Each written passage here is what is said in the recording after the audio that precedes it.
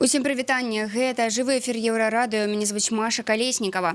На пачатку ліпеня стартавала штогадовая акцыя «Прыпяць дай 5», якую традыцыйна ладзяць грамадскія арганізацыі ахова птушак Бацькаўшчыны і Багна. Мэта акцыі прыцягнуць увагу да праблемы будаўніцтва воднага шляху Е40, які мусіць злучыць Чорнае і Балтыйскае мора і прайсці праз частку беларускага Палесся.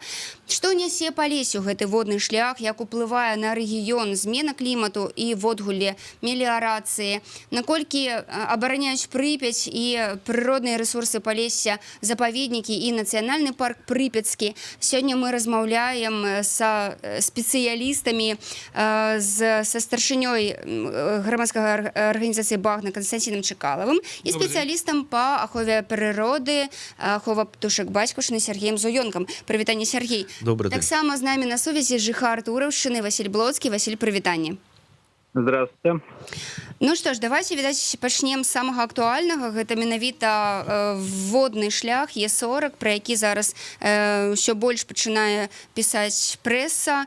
Чаму гэта небяспечна? І увогуле, адкуль гэта ўсё ўзялося, гэты самы водны шлях? Хто яго прыдумаў? Ну, могу пачаць я. Мы гэтай праблемай заняліся з 2016 года. Насамрэч, праект воднага шляху быў распрацаваны яшчэ даўней, але актыўна неяк пачалі яго прасоўваць у Беларусі, у Польшы і ва ўкраіне недзе з 2014 года. Спачатку мы думалі, што гэта звычайны праект, якіх існуе вельмі многа, але калі на гэта былі выдзелены першыя грошы, 900 з нечым тысяч еўра на распрацоўку тэхніка-эканамічнага абгрунтавання, якое было зроблена марскім інстытутам у Гданьску, мы ўжо пачалі хвалявацца, што праект пачынае набіраць моц, і у нас могуць быць вялікія праблемы для дзікай прыроды Палесся, Беларусі, для нашых рэк. Таму што гэты праект падразумявае па тым, што Прыпяць будзе часткова каналізавана, будуць адамбіраваны берагі, пабудаваны шлюзы, каб падняць узровень вады, будзе вычэрпвацца песок па ўсёй даўжыні. То бок плануецца вельмі моцна змяніць яе боль-меней, в прынцыпе, яе естественный внешний вид. І таму у нас склалася каманда з арганізацый, якія пачалі займацца гэтай праблемай. І з 2016 года мы запустили кампанию.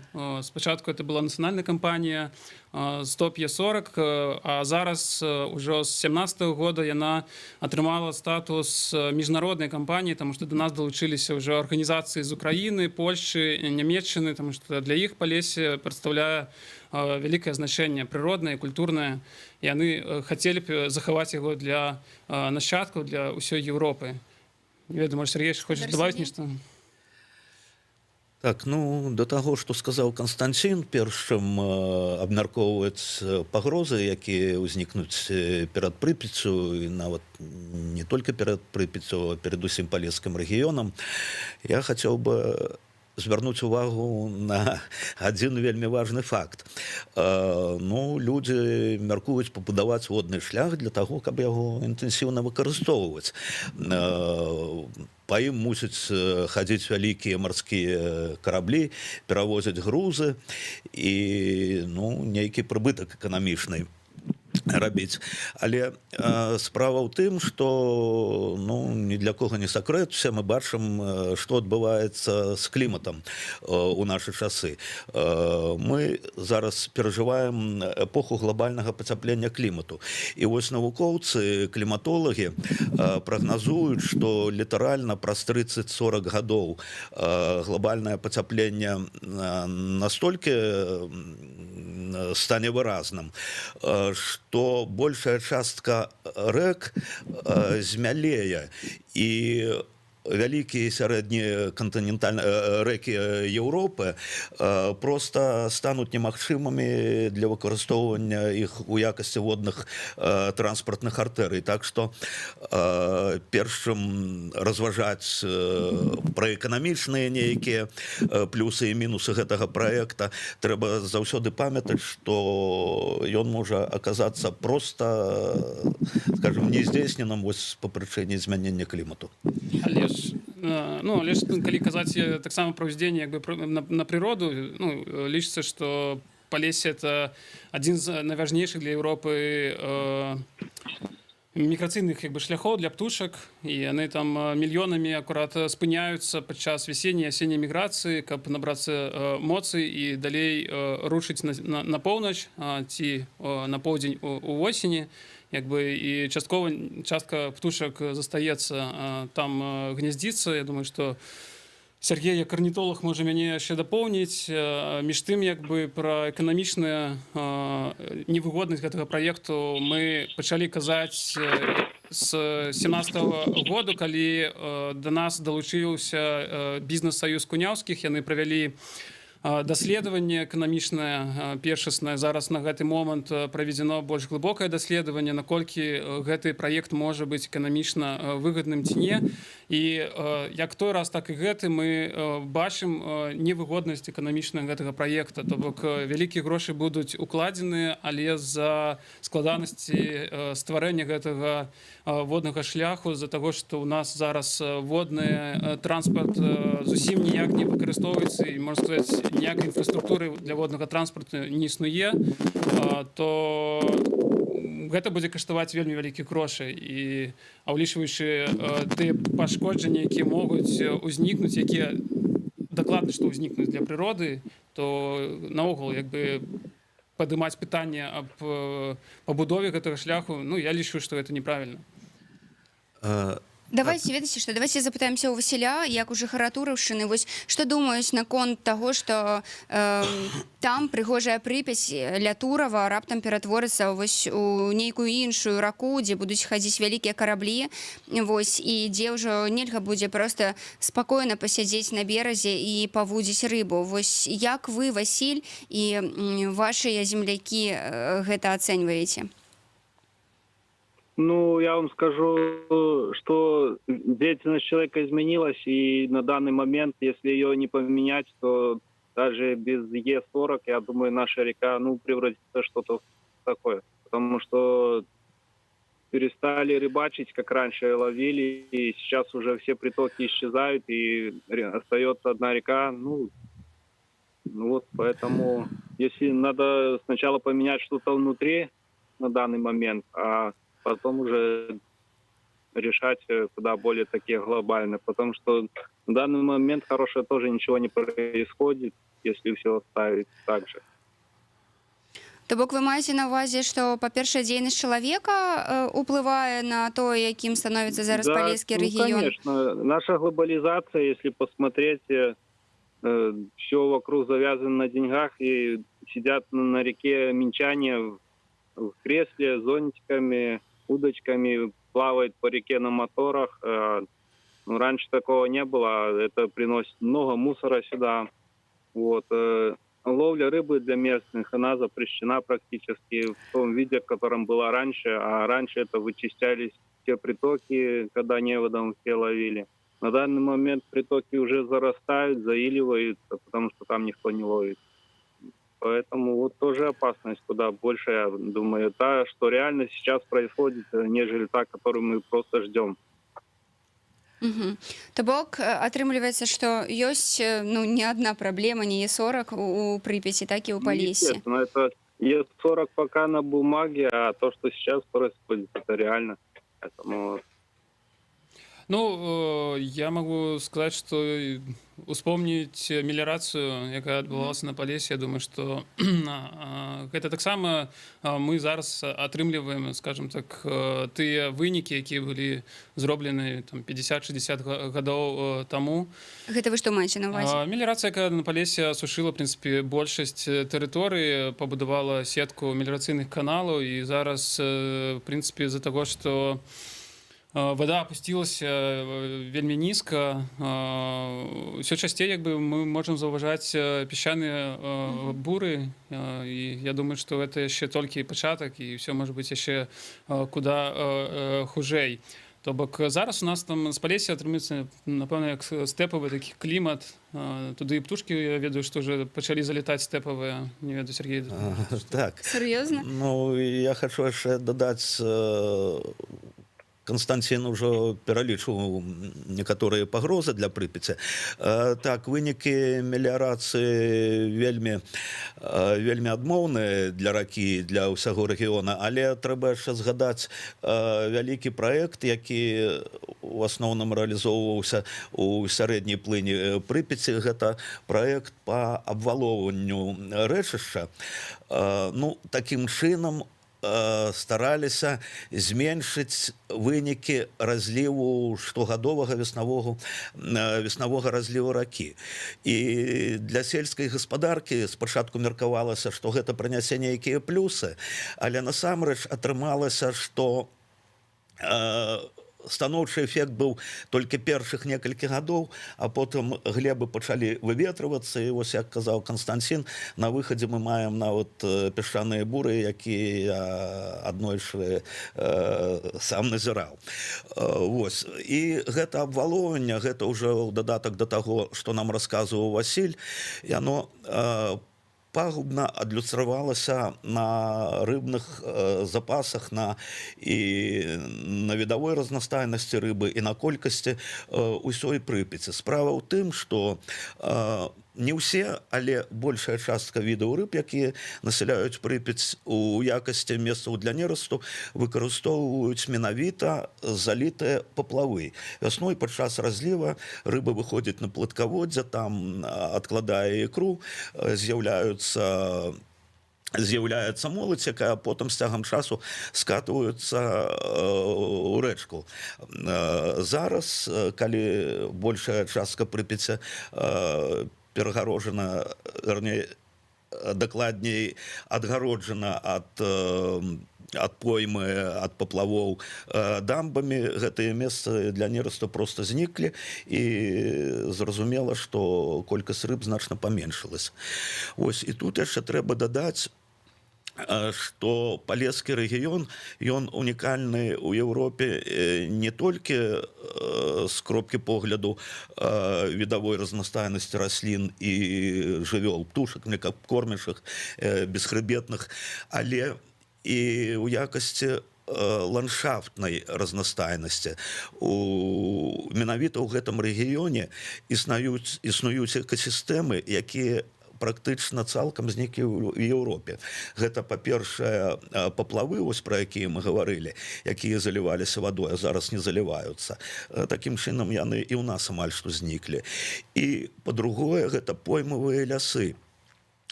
У першую чаргу дубровы, якія увогуле не могуць існаваць, зараз гаворка ідзе менавіта пра поймавыя дубровы. Яны не могуць існаваць без штогадовых разліваў ракі. Па-першае, гэта гідралагічны рэжым, ім такі патрэбен. Па-другое, рака прыносіць сабой, штогод прыносіць вялікую колькасць арганічных рэчываў, якія дрэвы потым выкарыстоўваюць для свайго роста.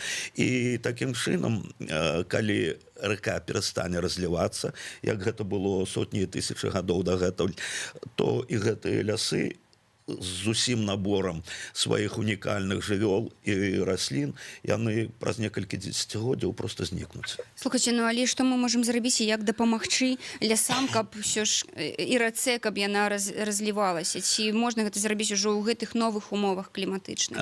Самая лепшая дапамога, наша дапамога прыродзе, гэта не перашкаджаць ёй. І калі працэсы дэградацыі яшчэ не зайшлі так далёка, то прырода з праблемамі з гэтымі справіцца сама. Ну, вынікі меліярацыі зараз у нашай краіне праводзяцца шмат праектаў па ліквідацыі вось гэтых вынікаў. То есть тыя ж самыя людзі, меліяратары, якія раней асушвалі палесца, зараз яго паўторна забалочваюць, і гэта дае пэўныя станоўчыя вынікі. Вось. І у першую чаргу мы можам дапамагчы Прыпяці гэта тым, што не будзем будаваць там Е40.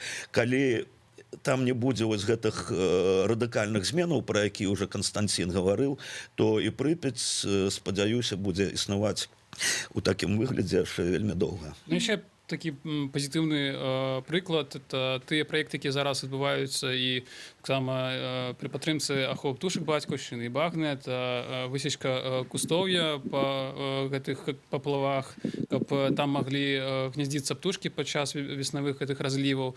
Это праекты зараз, я ведаю, пры міжнароднай дапамозе, там ПРАН, яны таксама запусцілі некалькі праектаў, каб ачысціць частку гэтых паплавоў.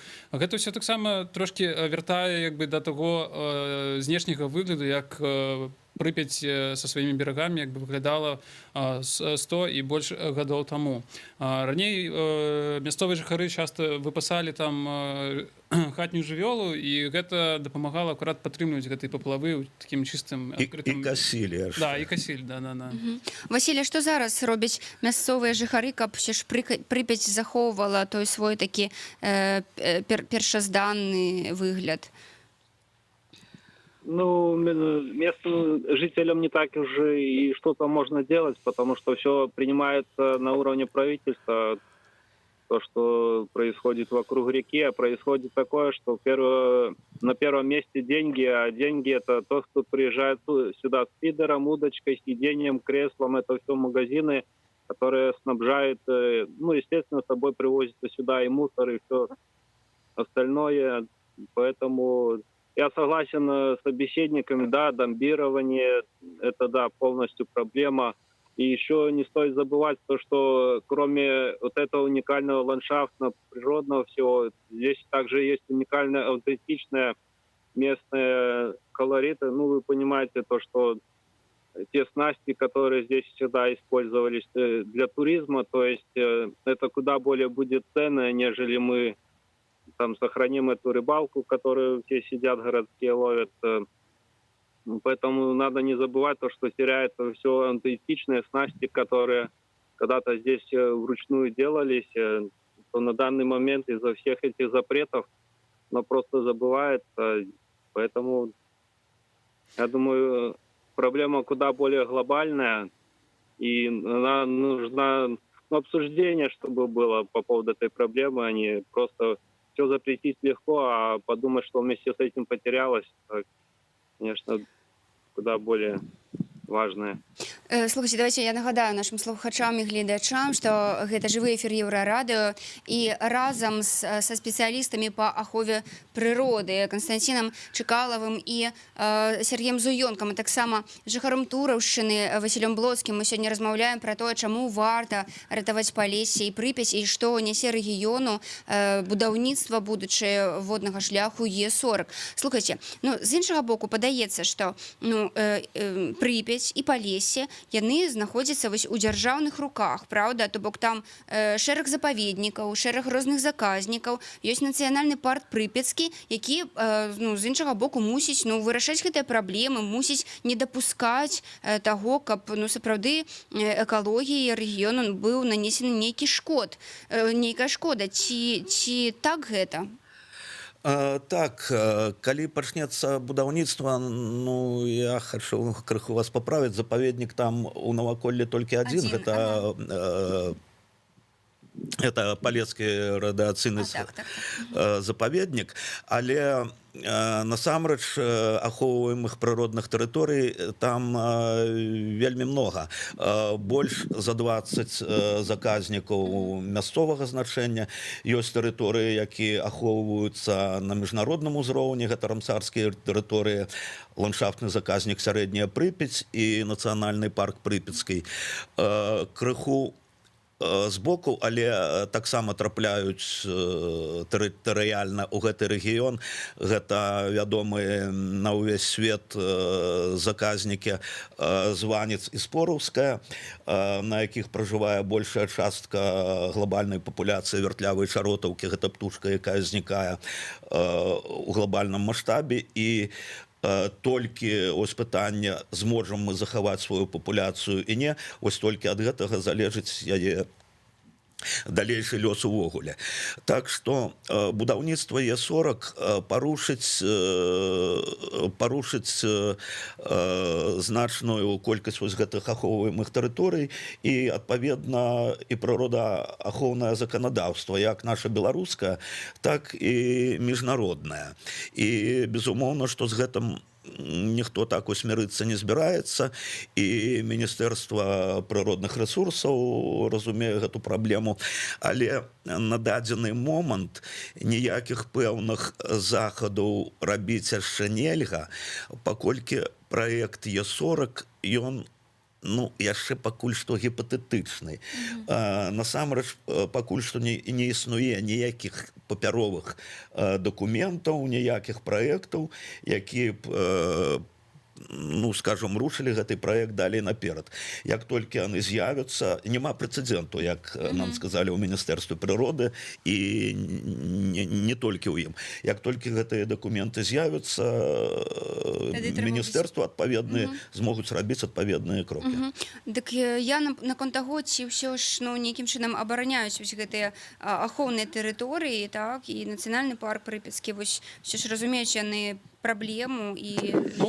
Не могу адказаць, тому што мы першы год, калі пачыналі кампанію, звярнуліся першым шэрагам да адміністрацыі гэтых тэрыторый, і вось акурат атрымалі ад Прыпяцкага нацыянальнага парку афіцыйны ліст, дзе яны згодны з намі, з тым, што водны шлях ён прадстаўляе пагрозу для прыроды Палесся, для нацыянальнага парку. Тое ж самае адказалі і ў палескім экалагічным, радыацыйна-экалагічным запаведніку. Яны таксама усхваляваны гэтым праектам, так як тэрыторыя зараз створана. Это не прыродаахоўная тэрыторыя, это тэрыторыя, дзе адбылася чарнобыльская катастрофа, і зараз там знаходзіцца вялікая колькасць радыенуклідаў. Яны як бы усхваляваны тым, што з-за будаўніцтва воднага шляху, з-за таго, што будзе паглыбляцца Припять, будут дамбироваться береги, могут быть, может быть еще один выброс радионуклидов. Это все пойдет вниз у Киевское водосховище, откуль несколько миллионов человек с Киева и іншых городов берут воду для постоянного выживания. Он не может быть, он обовязково отбудется. Тому это вось, такая позиция у гэтых тэрыторый. Як бы, калі казаць пра больш вышэйшыя арганізацыі, там, не ведаю, райсполкомы, то яны пакуль зацікаўлены як бы, ў гэтым праекце, бачаць магчымасць інвеставання, прыцягнення інвестыцый, але як мы ведаем, як бы, в прынцыпе, гэтыя старшыні гэтых райсполкомаў заўсёды мяняюцца, як бы адзін кажа адно, можа іншы будзе лічыць іначай, але наша як бы мэта это акурат дагрукацца да іх, паказаць альтэрнатыву, паказаць наша праз нашы даследаванні, які мы праводзім, эканамічныя, там, біялагічныя, гідралагічныя, як бы паказаць альтэрнатыву, як можна, не умешваючыся ў Палессе, ў Прыпяць глобальна, не будуючы гэты водны шлях, развіваць гэтую тэрыторыю, то бок праз экалагічны турызм. То бок зараз мы распрацоўваем канцэпцыю, стратэгію экалагічнага турызма на Палессе. Як бы ўжо нейкі драфт быў прадстаўлены Міністэрству спорту і турызма, і яны пазітыўна да яго аднесліся. То бок я спадзяюся, што мы ўсё ж такі зможам неяк дабіцца ад дзяржаўных як бы органаў іншага погляду на гэту тэрыторыю.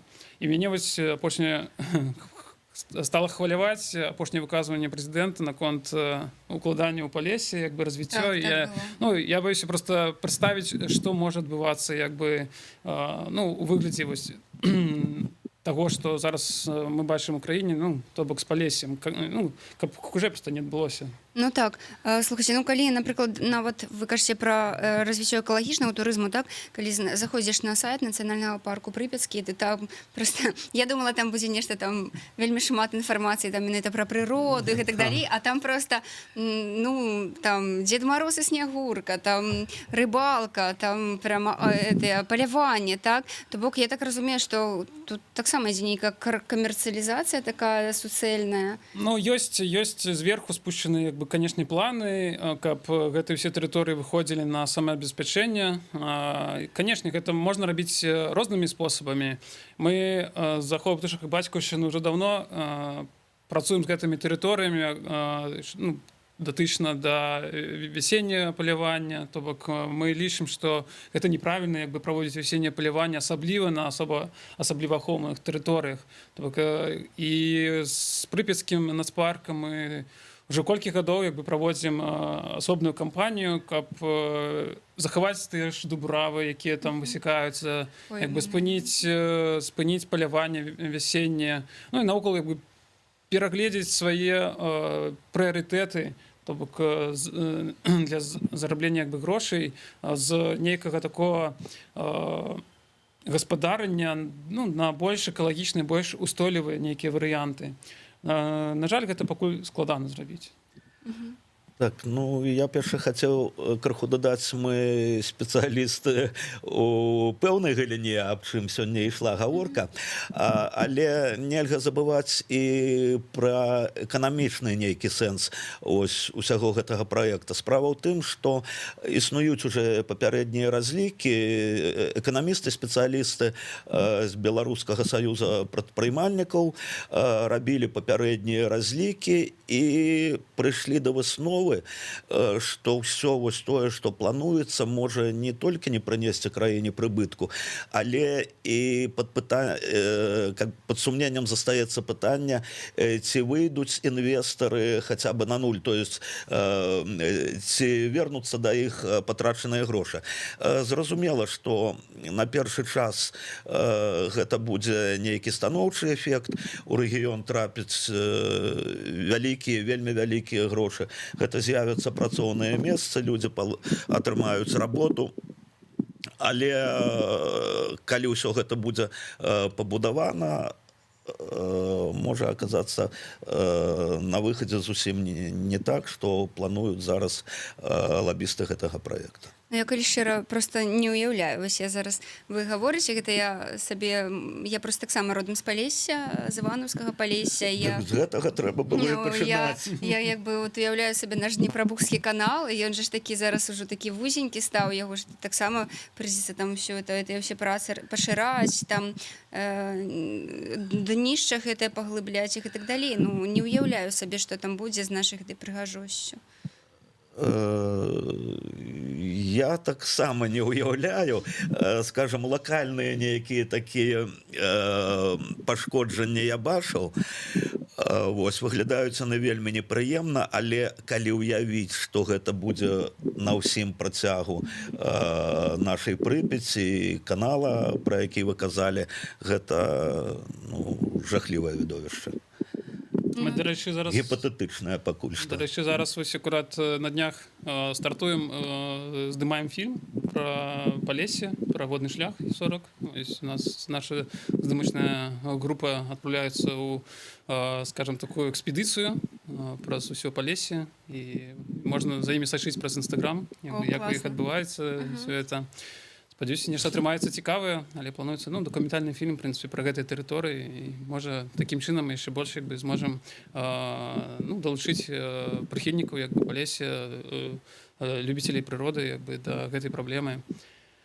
Ось. Ну так, слухайте, і вось мы таксама на мінулым тыдні вярнуліся з Палесся. Мы вось, Васіль, былі акурат у Тураве, у вашых краях, у Багосце.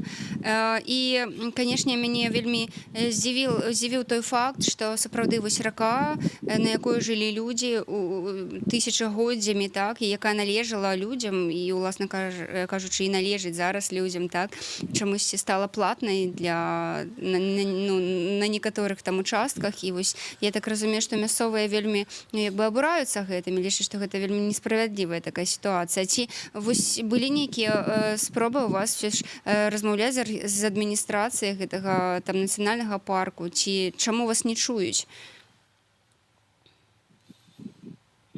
Ну, знаете,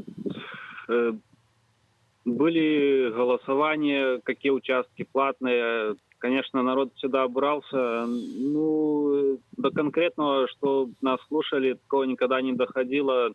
Да, река нам принадлежала где-то до середины 2000-х. Ну, мы чувствовали себя хозяевами, делали на ней, что хотели. В принципе, передали реку на все эти уже администрации, парки очень в хорошем состоянии, с хорошими притоками, рыбой. Ну, то, что сейчас происходит, это, конечно, ну, ужасно. И как это поменять, я не знаю, почему научное общественное, ну, сообщество ничего не делает, не меняет. И, как вы сказали, да, все кругом происходит коммерциализация.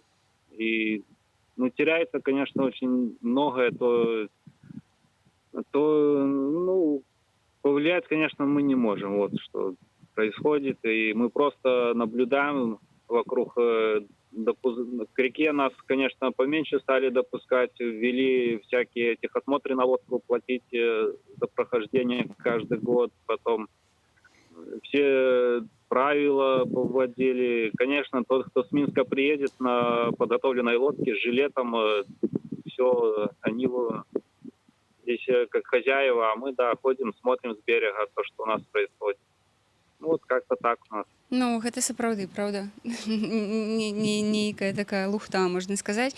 Слухайце, ну я так разумею, што, напрыклад, водны шлях Е40, ён жа таксама мусіць будавацца пасля таго, як людзі, як будзе грамадскае меркаванне. Ці спадзяецеся вы, што, вось, напрыклад, нават калі раптам дадуць гэты самы старт, што з намі параецца? Так, мы спадзяёмся на гэта, і не толькі на гэта. Дакладна трэба пераканоўваць улады у тым, што гэты водны шлях ні да чаго добрага не прывядзе зараз на стадыі яго абмеркавання. Бо калі пачнуць працаваць грошы, калі пачнуць праводзіць нейкія работы, будзе ўжо позна. Мы спадзяёмся, што нас ўсё ж пачуюць, і яшчэ мы спадзяёмся на тое, што ўсё ж гэта проект, дзе мусяць быць задзейснены 3 дзяржавы, што, ну, скажем так, цяжкавата будзе дамовіцца ім. Ну, ці хоць адна дзяржава нарэшце, ну, неяк нешта зразумее больш глобальна, правда, і адмовіцца ад гэтага ўсяго. Што ж, дзякуем вялікі, што да нас завіталі. Я нагадаю, што сёння мы размаўлялі пра праблемы Палесся, праблемы ракі Прыпяць і пра водны шлях, про які зараз все гавораць, але мы спадзяёмся, што ён все ж не будзе пабудаваны, правда? Разам з спецыялістамі по природным ресурсам, по ахове природы Василь Зуёнак, Константин Чекалов, ну и Василь Блоцкий сегодня был с нами на сувязі з Турова. Дякую вам вялікі за удзел, приходзьте до нас яшчэ. Дякую, запрашаеце. До побачення. Всего доброго. Все, до свидания.